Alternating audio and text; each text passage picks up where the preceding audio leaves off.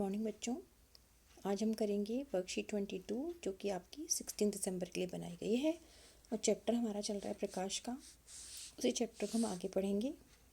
हमने उसमें अभी तक समतल दर्पण से होने वाले प्रतिबिंब के बारे में पढ़ा कि कैसे कैसे होता है। आज हम पढ़ते हैं बहु प्रतिबिंब, मतलब मल्टीपल जो आपकी इमेजेस बनती हैं। परावर्तित प्रकाश की किरणें यदि दर्पण पर पड़ती हैं तो फिर से परावर्तित हो जाती हैं।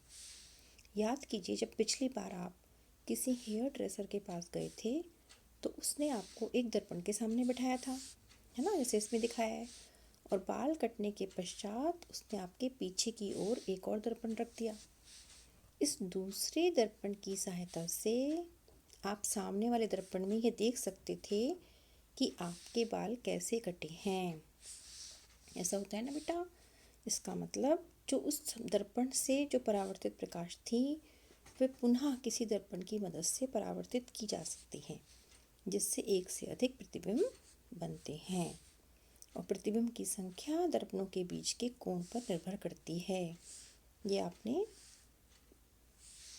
अभी समझा। जैसे एंगल होगा वैसे ही प्रतिबिंब बनेंगे दो दर्पण के बीच के। ठीक है। आपने कक्षा 6 में पढ़ा था पेरिस्कोप के बारे में। पेरिस्कोप में क्या था, दो समतल दर्पण लिए थे जिससे कि परावर्तित प्रकाश को पुनः परावर्तित कर देते हैं वो। और उसका उपयोग हम पनडुब्बियों में, टैंकों में, सैनिकों द्वारा बंकरों में किया जाता है। क्यों करते हैं? क्योंकि वो बाहर की चीज़ों को देख सकें जो उनकी सीधी रेखा में नहीं है।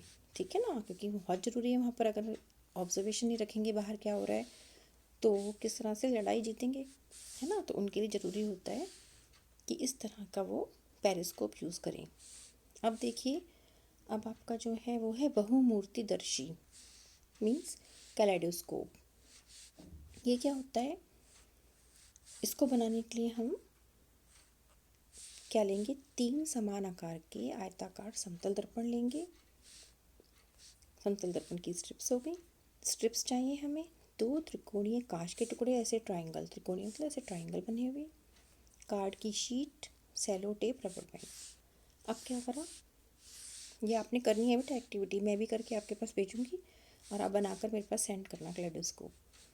तीनों दर्पण की स्ट्रिप्स को प्रिज्म की आकृति में जोड़ा चित्र के अनुसार। ऐसे एक तो दर्पण ये था, 3 लिए थे ना, ऐसे आपने जोड़ दिया। थर्ड वन इसके ऊपर से आएगा ट्राइंगल के साथ। ठीक है, इसके ऊपर ये 3 हो गए आपके, प्रिज्म की तरह जोड़ दिए। अब त्रिकोणीय ट्यूब पर रबर बैंड या सेलो टेप लगाकर फिक्स कर देंगे आप, जिससे कि हिले नहीं है। यहाँ पर आपने टेप लगा दी। ठीक है। अब इसे किसी बेलनाकार ट्यूब के अंदर डाल दिया इस तरह से। ये देखिए, रोल बनाया था हमने किसी, उसका जो हमने लिया था ना कार्ड, उसके अंदर हमने ये अपना ट्रायंगुलर प्रिज्म जो था बनाया हुआ इस तरह से, उसका मिरर्स का वो डाल दिया। तो अब हमने क्या करा, अब इस बेलनाकार ट्यूब के एक सिरे पर त्रिकोणीय कांच की पट्टी लगा दी और दूसरे सिरे पर ग्लास की प्लेट, और इसी ट्यूब के अंदर थोड़ा सा अंदर की तरफ करके लगाई जिससे कि वो निकले ना। अब इसके ऊपर कुछ बहुरंगी चूड़ियों के टुकड़े डाल दिए। ठीक है, टूटे पड़े होते हैं, वो ऊपर से डाल दिए। ट्यूब के इस छोर को अन्य ग्लास प्लेट के एक साथ ट्रेसिंग पेपर के साथ कवर करा और कार्ड शीट के टुकड़े के साथ ट्यूब के दूसरे छोर को कवर करा और उसके केंद्र में छेद कर दिया जिससे कि हम अंदर की दृश्य को देख सकें।